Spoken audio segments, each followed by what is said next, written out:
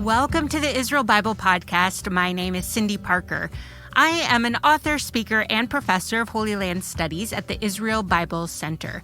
I am passionate about reading the Bible in the physical, historical, and cultural context of its day, and I love having geeky conversations with people about new things.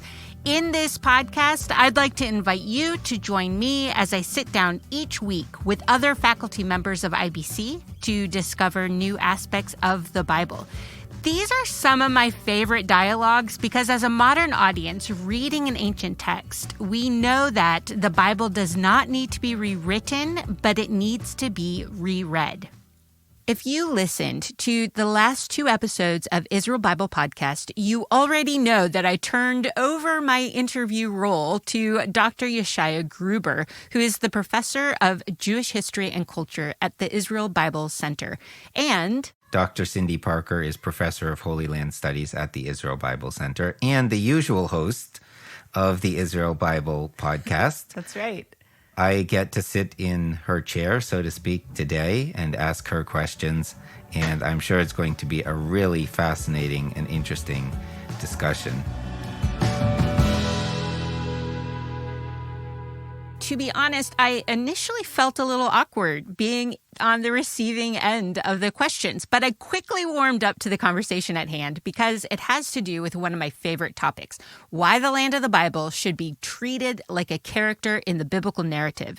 In my experience, using the term geography puts people off. They'd rather discuss these heavy theological terms, but I am convinced the land can rework some of our expectations and help us dive into the colorful context of the Bible.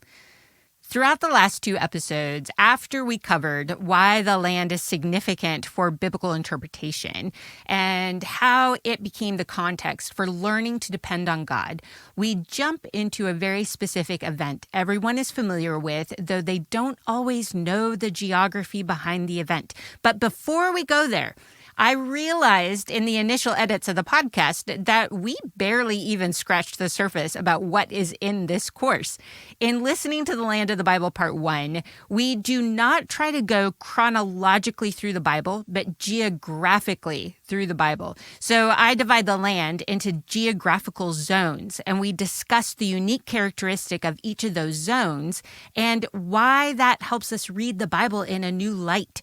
So if you want to see all of those pictures and lots of maps, you need to sign up for the course because it is extra challenging to do all of that map work here without the visuals. However, I am going to try it right now in my explanation of the geographical context of a very well-known battle.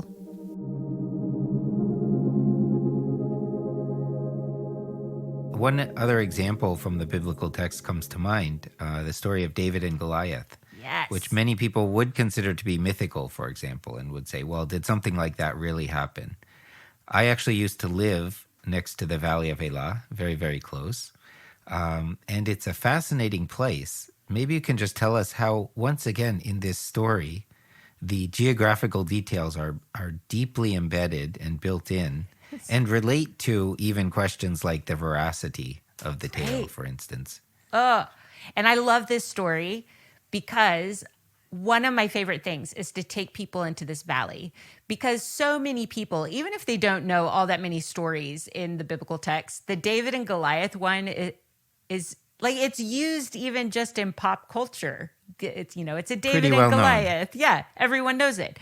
And so they feel so familiar with the text until I can get them into the geography and we can tell the very familiar story, but we anchor it in the right way. So to do the story justice, we really should go and do what is the larger political context. Saul and the Israelites are pushing against the Philistines. What is the larger geographical context? Well, there's a portion of the land called the Shephelah, which is a different type and shape and characteristic of the land. It's a buffer zone between the hill country where the Israelites were and the coastal plain where the Philistines were. So the Shephelah naturally creates places of conflict. Now, this is what people don't pay attention to. This goes back to our roads idea. Through the Shephelah, there are connecting roads up to where the Israelites live. Now, depending on what your strategy is, you're going to choose different valleys in the Shephelah to try to access either the coastal plain or the hill country, depending on which way you're trying to go. There are very strategic roads. There are easier roads to travel, shorter roads to travel, roads that take you through more important cities. So we can kind of take all of this information, and in the different valleys that are in the Shephelah, we can say some valleys are more important, more significant valleys than others. So the northernmost valley is called the Ayalon Valley. And in all the previous history, all these conflicts between the Philistines and Saul, the Philistines have been using the Ayalon Valley to get up into the Israelite hill country. And then as they fight and they're pushed out of the hill country, they always come back down through the Ayalon Valley. So what we see, even before we get to David and Goliath, is the Ayalon Valley has been a problematic access point for the Philistines to really be able to hold on to. So then you should say, what is the second most significant valley? Well, if we look at the cities, the roads, our connection points, access to water, the Elah Valley is the next most important valley. And sure enough, that is the place the Philistines finally try. So the whole reason the Philistines are in that valley is because they're continuing to try to get up into the hills. They just keep getting pushed out. So now they're trying a different tactic. So what's interesting is from the Elah Valley, there's a road that goes up into the hills, but south towards Hebron, which is one of the most significant Judean cities. The other one goes up and to the north and hits Bethlehem, where Jesse is. And Jesse has his oldest sons fighting with Saul in the Elah Valley. And that's where we find David. David is up in Bethlehem when Jesse says, go check on your brothers. And once you understand the geography, you have to think part of Jesse is going, and please let me know if we're about to lose, because the Philistines could come up into the hill country and demolish Bethlehem next, right? So it's a military strategy that puts the Philistines in the Elah Valley. And then once you're in the Elah Valley and you can see the texture of the valley, where it bends, where it curves, where the strategic parts are, then you can map out exactly where the Israelites were, where the Philistines were, where their place of conflict was. And the whole story just takes on a richer level of political intrigue, maybe a little bit of nervousness over what's happening. There's a lot of almost propaganda in the way that Goliath is being depicted in the text, which is really very interesting. And if the Israelites then are able to take and control the Elah Valley, they now have an access point down onto the coastal plain. So it's a pivotal place for the Israelites to be able to protect in terms of making sure the Philistines don't get up into the hills, and to hold on to in terms of them being able to get out to the coastal plain where all the international trade is passing by. Yeah, so it's a lot more than just a shepherd boy fighting a giant. That's for sure. And if you go there, you also see, of course, the two hills on either side of the valley, very impressive kind of steep hills and this broad valley. And you can imagine, as the story says, the camps of the two armies on the two sides, and then coming down a bit to yell challenges across to each other. And the combat probably right in the middle there of this valley. And then again, the route of fleeing and pursuit is very closely linked to the different settlements in the area and where the roads actually go and turn, like you said. Yeah. It's so fun to stand with people there and to say, where would you go? If you were fighting down there and you lost, where would you run? And people, without even looking at the biblical text, without looking at the historic event, can point out, oh, I would run in that direction over there. I'd go around that hill and then further out to the big city.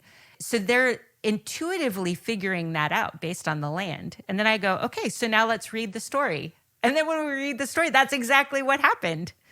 And it plays into, oh, we see the strategy. We actually understand what this means. It's what I would have chosen if I were there.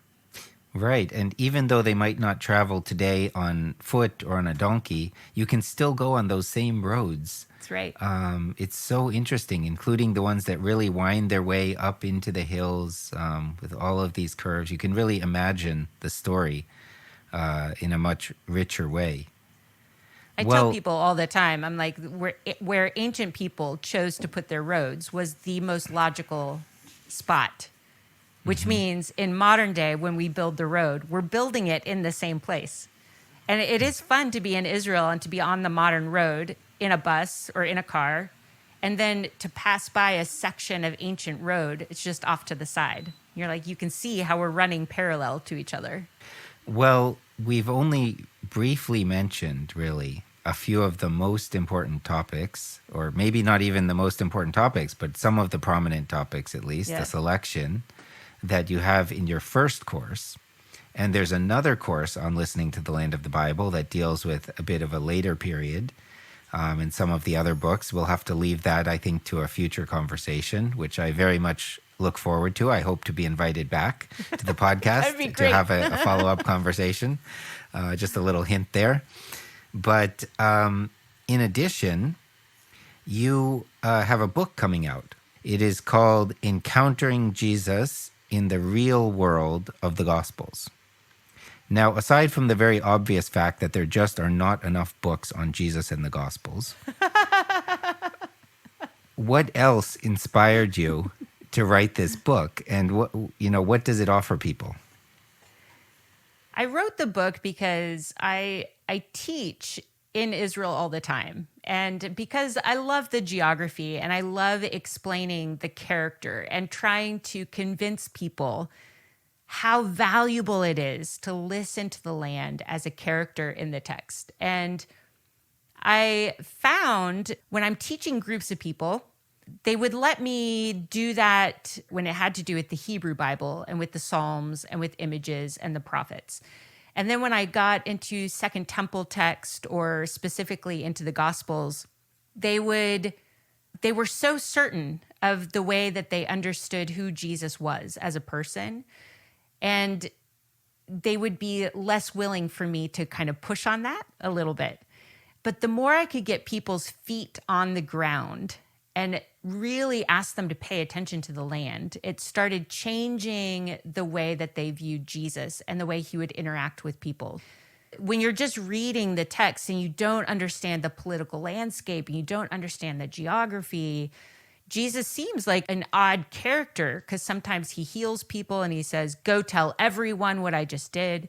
Sometimes he heals them and he says, go talk to the priest. Sometimes he heals them and he's like, don't tell a single soul what happened. And so it seems, in small ways like that, he seems like a confusing character. Well, all you have to do is map all of those events. Where did those events happen? What is the political landscape? What is the actual real landscape? And that gives you all the answers you need to be able to explain those events. So after teaching that material for a long time, I thought I really should just put it down into a book and really invite people into the conversation of asking the land what it has to tell them. What difference does it make if Jesus grew up in Nazareth, had a public ministry in Capernaum, and rarely went to Jerusalem?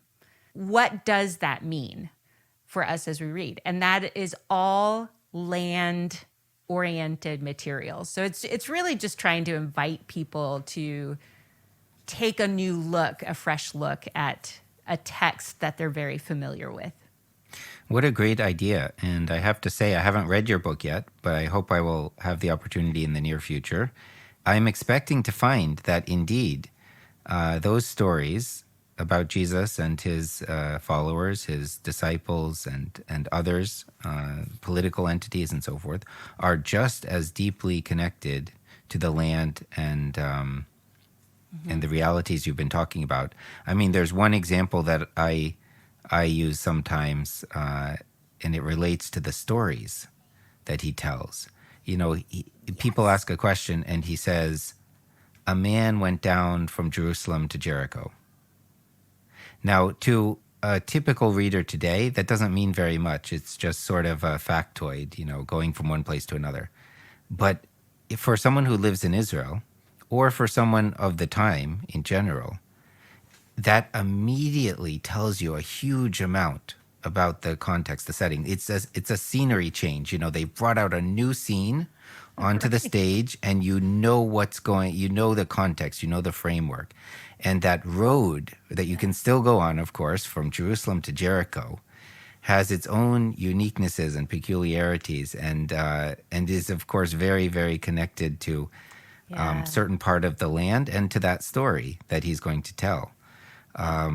So I look forward to reading that book. That sounds fabulous. Encountering Jesus in the real world of the Gospels. And again, you do have a second course on listening to the land of the Bible, which I encourage people to check out after they've done the first one. Maybe a final question that in a way sums up all the things we've been talking about. Let me put it this way. I'll use the forbidden word. Does The G word? The G word. Does geography determine human events? This is such a fun question. And I want to say yes and no. So very good answer. Yeah. And so thanks for being here. No. That pretty much sums it up. You can leave it at that go. if you like to, but you can say more if you want to add something. Geography does change things. It will dictate things. It will dictate what kind of jobs people have, what is even possible, right? There are areas of the land where it is impossible to raise cattle. You can raise sheep and goats, maybe, but you can't have large beasts, cattle, oxen, any of those. They're impossible because the land does not support it, right? So there are things that the land makes possible, things that the land itself will forbid. The land will determine what kind of crops you're allowed to plant and which crops are impossible to plant. So there are things like that. The land will determine that to be true. And so the land is the one that is in control. Now, humans are also very resourceful and creative. And so humans can manipulate land and force the land to go against its own character. So in the Hebrew Bible, in fact, this is really interesting because we can match this archaeologically with geography, with the biblical text.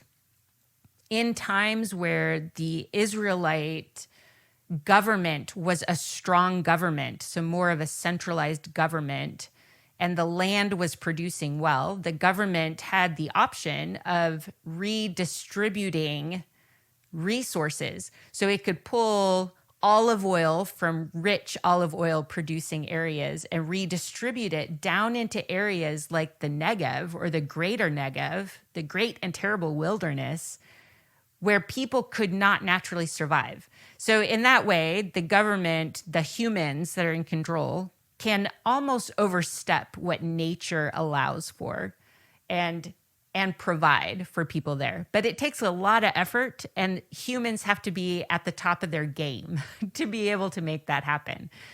As soon as the government starts to collapse, then the land takes over once more and forces people out of that region. So the land will dictate events. It'll dictate where battles happen, where strategic trading zones are, where the biggest cities have to be built because of all the wealth that is it going through that area.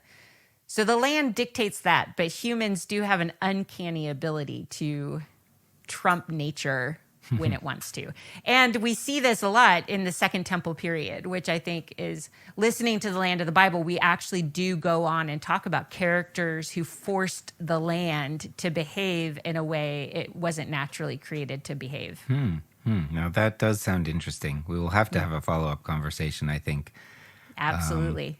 And, even topics that sound familiar to people, like agriculture, for example, might be done in a different way in the land of the Bible. Like you might have to do terracing on steep hillsides. That's right. Or even in certain areas where you can have cattle, that would be done in a very, very different way to other parts of the world where most people think of cows in a big field of grass fenced in. Now, I live now next to another important valley in Israel, the Jezreel Valley. And we have a big forest reserve close to where I live. And if you go walking there, every so often you'll hear a big noise, and there's a cow. That's right. There are cows roaming around in the forest, and that's how they raise cows in this region, which is so different from how cows are raised in most, dairy-producing regions of the world.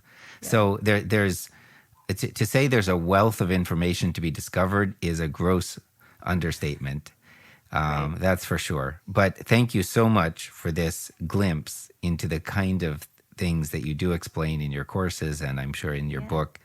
Dr. Cyndi Parker, Professor of Holy Land Studies at the Israel Bible Center. It's been a pleasure, very enlightening and instructive and very enjoyable. Oh, thank you so much. It is fun to be a guest on the podcast instead of being the host. And I am so grateful that you took the chair of host for these couple episodes. Thank you so much for participating. It's a fun project that we're doing at IBC. It's been a lot of fun to be the host. You should be careful I don't try to steal the chair. We can share. Maybe.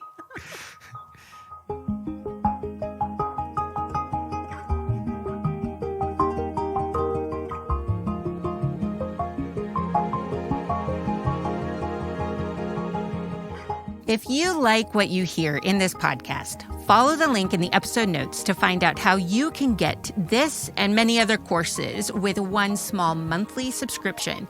And as a thank you for listening to this podcast, use the coupon code Israel when you register and you'll receive a free surprise. And please do subscribe to this podcast if you are listening on a podcast platform like Apple Podcast, Overcast, or Google Podcast.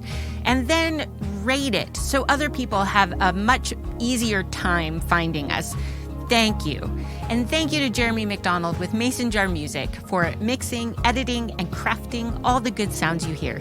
And thank you for being curious about the world of the Bible. I'll meet you here next week for a brand new series you are going to love.